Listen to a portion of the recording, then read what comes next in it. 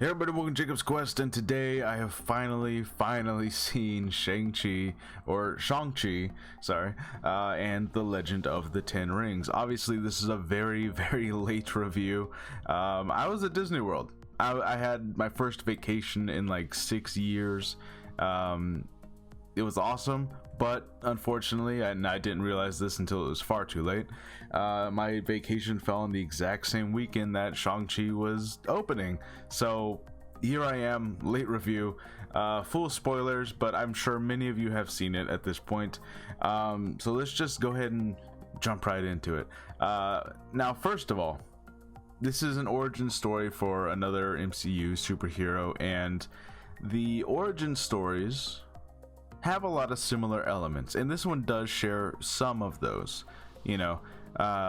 Normally it's okay, the normal average person gains an ability and then they get taught something by someone older who knows how to use it, or something similar to that effect, and ultimately they fight a bad guy who has the exact same abilities. Now this one is sort of similar, especially when the villain is concerned. It turns out to be his, the villain of the movie is his father, who of course taught him how to fight, and so they have very similar fighting techniques, but it is a kung fu movie first and foremost, so obviously that would be the case.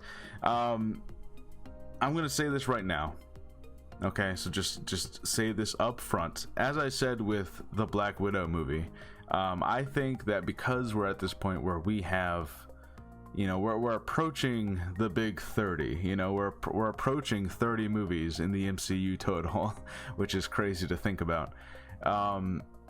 It is best, I think, to simply put all MCU movies in one of two categories. The first one being movies that you will genuinely feel like watching again on their own, just like, I feel like watching Civil War tonight. I've been thinking about the movie a lot. It's been a while. I'm gonna go ahead and watch that movie again. Just movies that you enjoy on their own as they are. And then other MCU movies, which this does not necessarily mean that they're bad movies. It's simply that these are movies that you really would only watch when you're doing like a marathon, when you're like, okay, I'll do a whole MCU rewatch starting from the very beginning, and that's where these movies would eventually get rewatched. They're not the ones that you would kind of just unprovoked watch on their own. That's where you get your Thor the Dark Worlds, where it's like, am I gonna watch it on its own? No, probably never. But if I want to start at the MCU at the very beginning and do a whole 20 something movie marathon, then I'll eventually watch Thor the Dark World because it's in there. I will say that Shang-Chi is in that first group. So unlike Black Widow, which I felt was very much in that second group, where it's like, okay, I don't really need to watch this unless I'm doing a marathon, Shang-Chi is a movie that I would watch again. I could already see myself, right when it comes on Disney Plus eventually, I can already see myself saying like, oh, it's finally here. Yeah, let me give this another watch, because I enjoyed a lot of this movie. It starts off very grounded, a lot of the fight scenes, which I really enjoyed. A lot of Jackie Chan inspired stunt work and choreography there. Really great stuff. And then as it goes on, it goes more and more into the mystical side, and so you get this different version of kung fu movies that we've seen before, where there's a lot of wire work and they're flying around, and little mystical energy things are going on.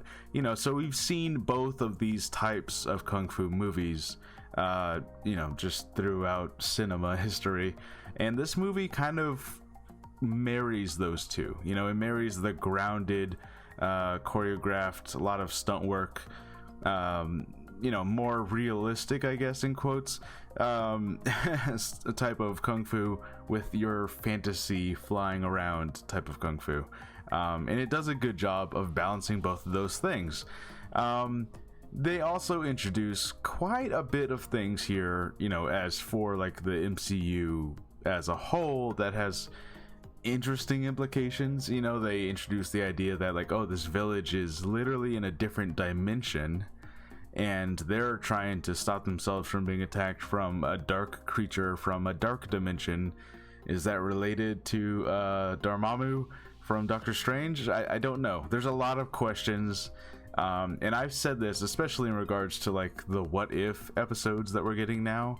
I've been mentioning this a lot, that I need Marvel to come out with a reference book, because when it comes to dimensions and multiverses and timelines, I need to know how they all relate to each other, or specifically what their differences are. Like, I know there's some broad differences, but when it comes to what can Infinity Stone do, what can Quantum Realm time travel do, what do these magic portals do, you know, where is this place that Shang-Chi goes to, this village, where is that in relation to everything that Doctor Strange knows about? I need like a big reference book, kind of like how they do with the Star Wars, where it's like, okay, we can explain kind of everything.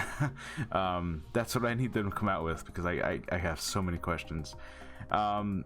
But yeah, otherwise, this was a really fun movie.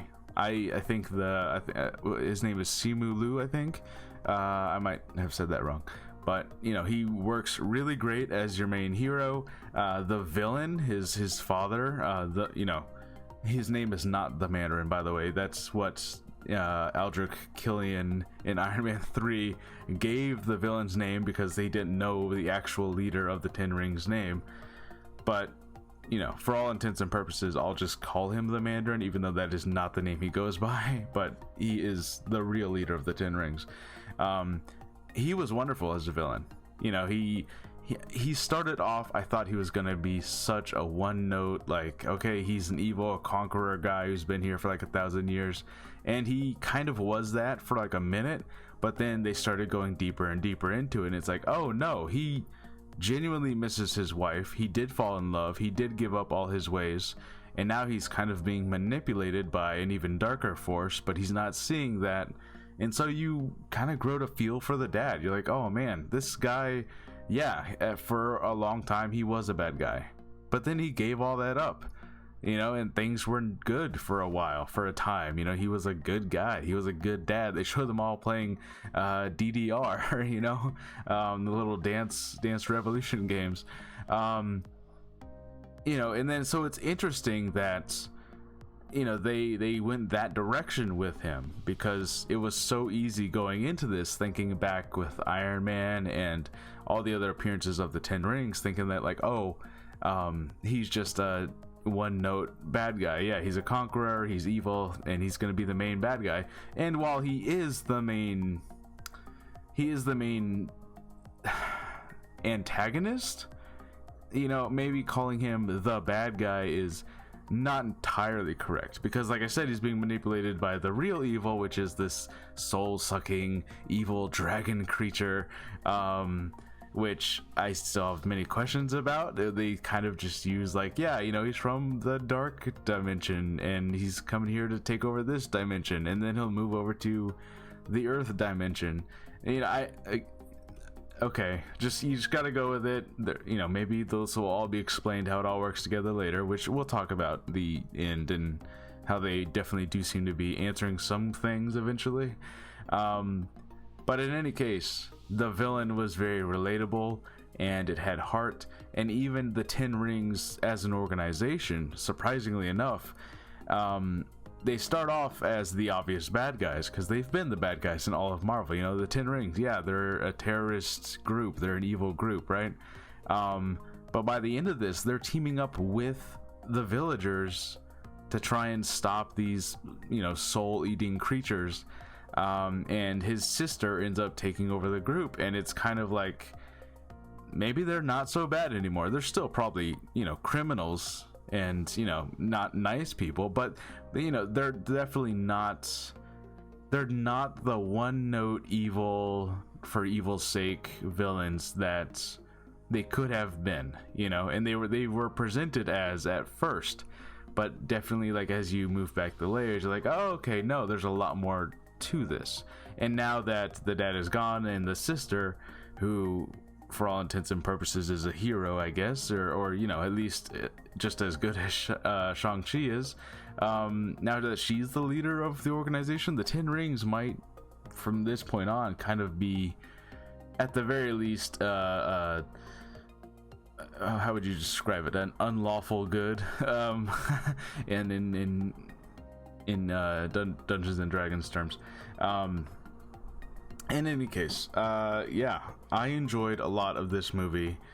You know, it does do some of the typical origin story things of like it's gotta set up all this stuff and explain the characters' backstory and all their powers and how all this works. But you know, that's kind of just the role of the origin story. You know, maybe the second movie I feel I will enjoy even more because it doesn't have to take all those steps, you know. But yeah, I had a great time. And now we got to get to this what happens at the very end here. So Wong from Doctor Strange had shown up earlier, and as you saw in the trailers, he was fighting the Abomination. And then it kind of turns out that, oh no, they were kind of putting on a performance. Their fight was not real. How that came together, I don't know. And obviously everyone's kind of like, why is Wong and the Abomination working together and putting on this fight at this tournament? And they seem to be like, oh no, you're supposed to pull your punches like we rehearsed, you know. So what's really happening there, I don't know. That's a very interesting story. But even more interesting is that at the very end of the movie, Shang-Chi and I think her name was Kimmy or Kelly, I don't remember which, but they're sitting at a bar and they're talking about everything that just happened, and then Wong shows up in a portal and he's like, hey, come with me.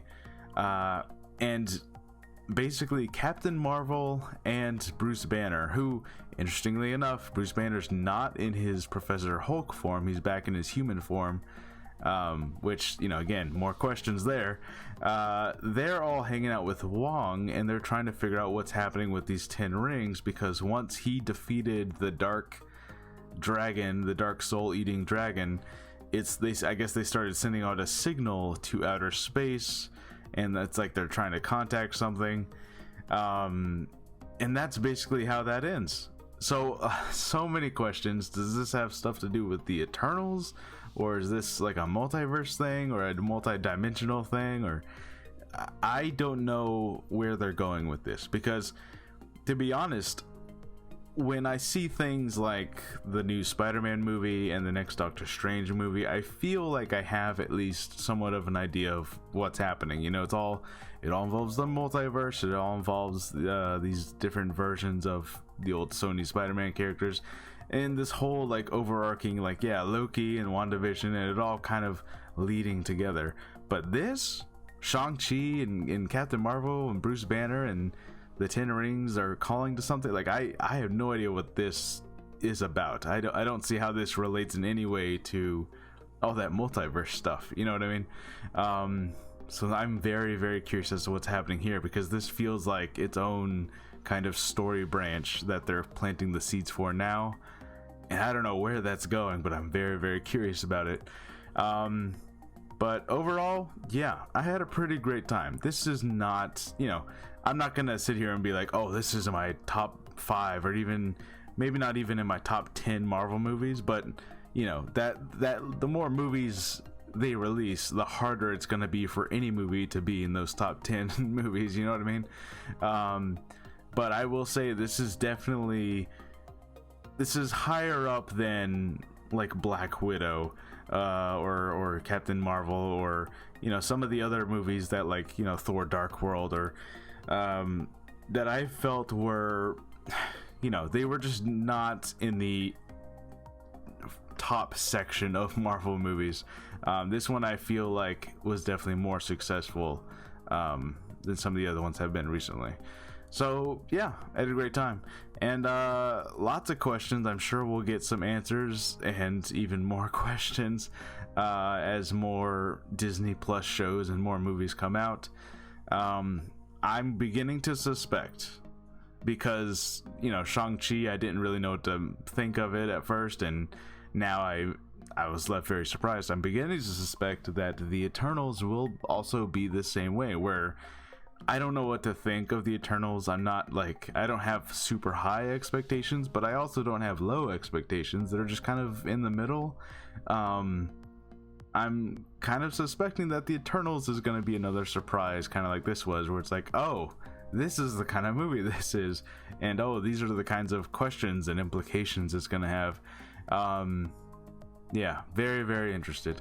So anyways, let me know what you guys think. Let me know what you thought of Shang-Chi. Let me know what theories you have or questions you have, and you know what's happening at the end there. What's happening with the 10 rings, and is Captain Marvel and Bruce Banner involved with this? Is this gonna be like a side team to the Avengers? That, you know, are they all gonna be in a movie together? That'd be pretty interesting. It's definitely a group of characters that I would not have seen hanging out and, like, you know, having the personal cell phone numbers with each other, although I guess they do make that joke about the cell phone numbers.